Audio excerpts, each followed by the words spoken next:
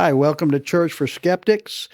I've got a short, and I say short. If you know me, you might not think short, but um, a couple of ideas that I've had. And of course, Church for Skeptics is about defending the Christian faith from an intellectual standpoint. I don't mean, egg-headed. I just mean rational standpoint. So I want to talk about something. I'm going to call it running from the obvious.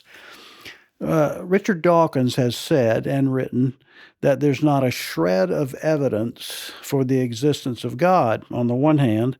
On the other hand, he says that everything in the universe appears to be designed for a purpose. So my first question would be, if everything in the universe appears to have been designed for a purpose, isn't that evidence for God?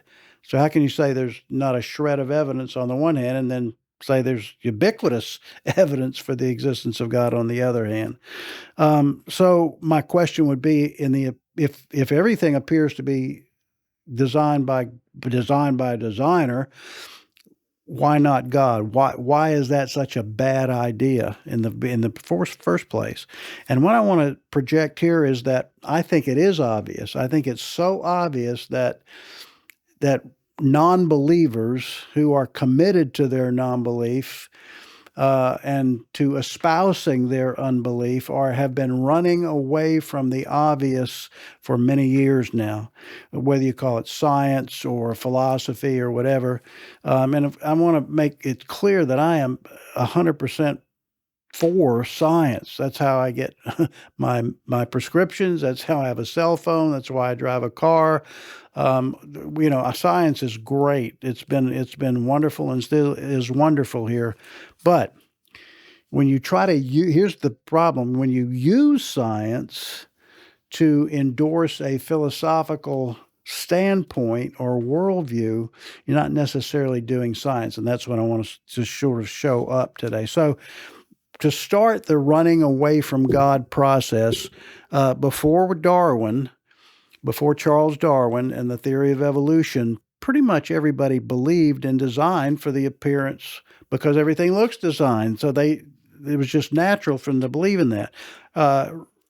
Richard Dawkins says that think about this, Charles Darwin's greatest contribution was to make atheism intellectually rational. Now, you got to really lock down on that. That means that if Darwinism is not true, atheism is irrational. Think about what he's saying here. If that Darwin made it, his greatest contribution to the world was that he made atheism intellectually reasonable. So I'm not going to dwell on the idea of evolution here, except to ask this question. Everybody agrees on two things. I think atheists, Darwinists, and creationists like me: natural selection and random mutations exist. And as a matter of fact, random mutations and natural selection, the idea that once you've mutated randomly, you're either going to survive or not. And so natural selection deselects or rejects those that won't stand mustard. So my question is this: how do random mutations and natural selection prove common descent? And my point, you got to really understand this. We all agree there's mutations and there's natural selection. Somebody said 99% of all the species in the world have gone extinct. I don't know that that's true, but a lot of them have, of course. My point is, how does that prove common descent? How does that prove that everything evolved from one single living cell? I've asked a lot of scientists about that. I've never gotten a clear answer. They might point to the fossil record, but they just really can't make that connection. So Darwin, now think about this. Charles Darwin was a pigeon breeder. And he reckoned, I think rightly so, that he could make a lot of different species of pigeons by his own design. Now he goes to the Galapagos Islands and he sees the finches doing similar things. You have different brands or breeds of finches, but it was not intelligently designed. It was designed, in a sense, by nature itself, but with the seasons, the droughts, the sort of the beaks of the pigeons with, or the finches with long beaks survive better.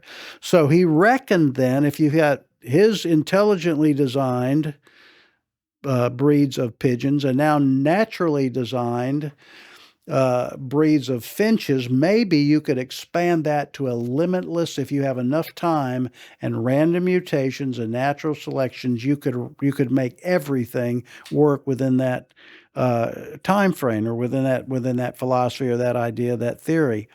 The problem is that once the mathematicians got involved in that, they began to realize that the chance, think about this, there are so many, and I would use the word ubiquitous, there are ubiquitous details that have to converge all at the same time for us existing. I mean, you can start with the telescope, and you can start with the Big Bang. You can start with the rate of gravity, and the rate of the gravity pulls in, the rate of expansion. Everything has to line up. It has to converge, and that's just 2 of the 20 constants that make life possible here. So my point is that the mathematicians got involved, and then the chance that was the bedrock of Darwinism, the chance just got explosive, and people began to realize there's just no chance for this. So what happened? Well, let's come up with another idea here. And here's my point. Apparently, it's not just Christians that thought there's just no chance. The chances are too great for it to happen, have happened accidentally. And apparently, the Darwinists thought the same thing, because their next step was something called, well, if we only have one universe, yeah, sure, maybe there's no chance at all. But what if there are an infinite number of universes? And every universe has its own parameters, it has its own constants. And so maybe we're just, if you have an infinite number, obviously we have to have ours, and we just happen to be the one that produces life. Now, there are a lot of problems with that, but my point is this. Carl Sagan then, if the multiverse theory is true, Carl Sagan was wrong. Carl Sagan is one of the founding fathers of atheistic materialism, and every time he made one of his Nova series, he started with this truth, in his view, truth. The universe is all there ever was, all there is, and all there ever will be. Well, if the multiverse is true, Carl Sagan was just flat wrong. If there are an infinite number of universes, then the chances of us having just right, this is the just right conditions for us to have life, the chances increase. Well, what's the shred of evidence then? We started with the shred of evidence for God. What's the shred of evidence for multiverse theory? There's not one. There's an algorithm that you can make work it that way, but there's not a shred of evidence. So my thing is, it just feels like that the evidence stacks up against the anti-God movement, and so they keep running from God and adding something. If that doesn't work, we'll go someplace. So we go from Darwinism to multiverse.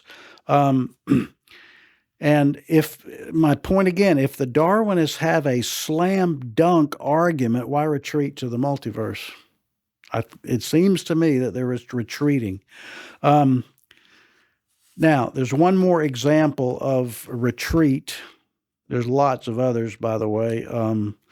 Biological life from chance chemical reactions. So that's the theory, of course, is that in a primordial soup, lightning strikes and you have all these chemicals in there, and somehow they align and get together, and boom, you have biological life.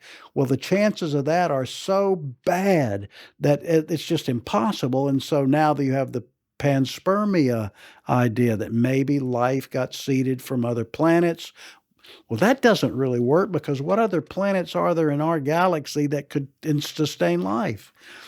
maybe a little bit of water and a little bit of this and a little bit of that, but no way they could see life here. So maybe it came from other galaxies. Well, what's the shred of evidence for that? None. So my final argument here is this. In my view, the best inference, which is deduction, inductive reasoning, it's an appeal to the best explanation. The best inference for the existence of God is the human condition. What does it mean to be a human being as opposed to being anything else?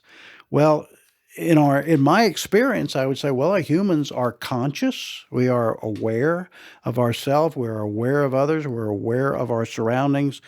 We're aware of our existence here. And not only are we conscious, but we have free will. Humans have free will. Now, we don't have unlimited free will. If you did that, I guess you'd be God. But we have at least, most everybody would agree, you have limited free will. We can't fly, but we can build an airplane.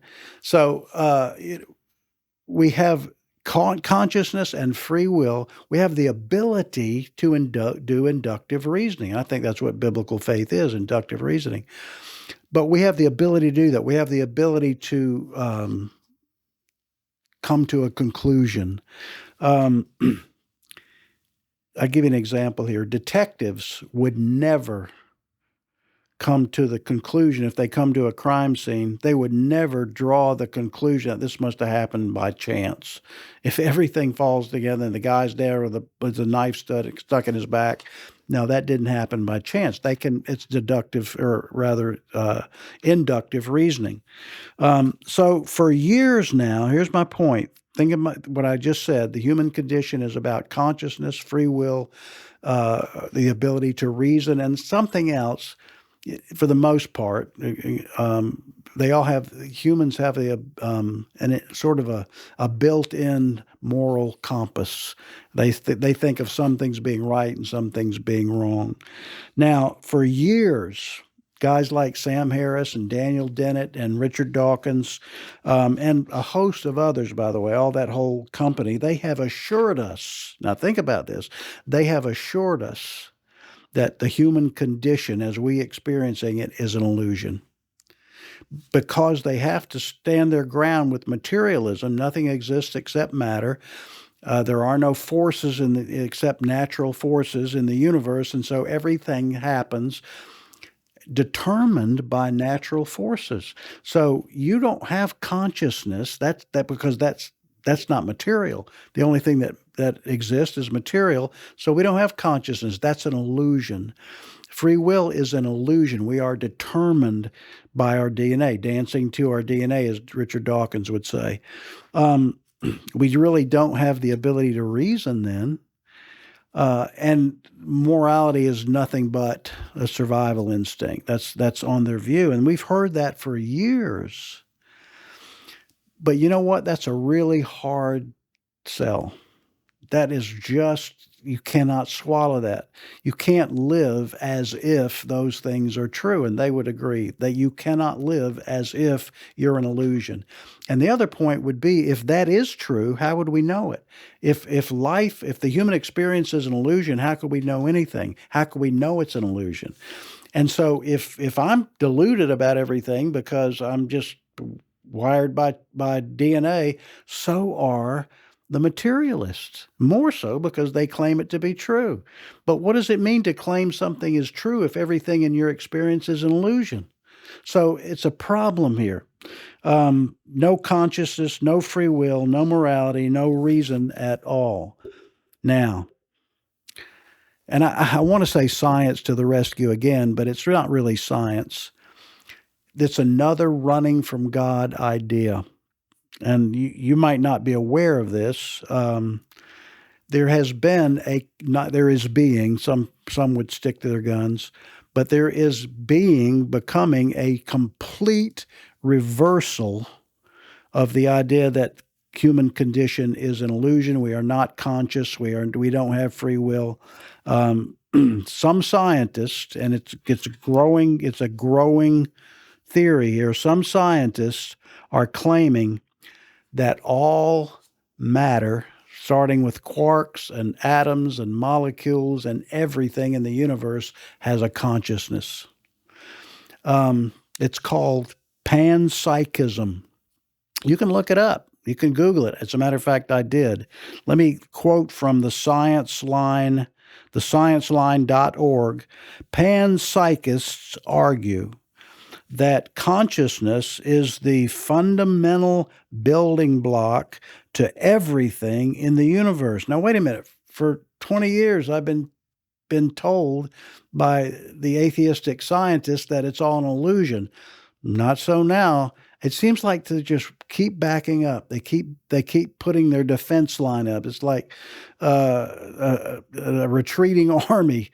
Let me read this again. Panpsychists, and these are scientists. It comes from Science Line Science Line org. Panpsychists argue that consciousness is the fundamental building block of everything in the universe, from quarks and molecules all the way to brains and bodies. What's the evidence for that? What's the shred of evidence for that? Your pet rock, I guess. There is none. But here's the point that I want to say. It seems to me that we have come full circle. Atheists will say this, or evolutionists will say this. I disagree with this, but their idea of religion is this: the most ancient religion, the most ignorant form of religion, is called animism. And animism is the idea that inanimate objects and natural phenomena like thunder and rain and sun and fertility and crops and dirt and the whole thing, they all have guess what? A consciousness. They have a soul. And so the ancients, now I think monotheism was prior to that, by the way, but in animism, you have to pray to the thunder. You have to give sacrifices to the sun. And of course, we know that. That's exactly, other than the religious aspect of it, that's exactly what scientists are coming to. Panpsychism is nothing more than scientific animism. We've come full circle in our escape from God, from Darwinism to multiverse to panspermia. Our life was seeded by the aliens, and now we've come really back to animism itself, which is everything is conscious. Why not just an inductive reasoning, if nothing else? Come back to the whole thing. If the universe appears to be designed from top to bottom, there's probably a designer. At least I would say, how can you say there's no shred of evidence for God and then believe in all the other things that don't have any evidence for sure? Just think about that a little bit, and hopefully you'll come to the right conclusions. Thanks for watching.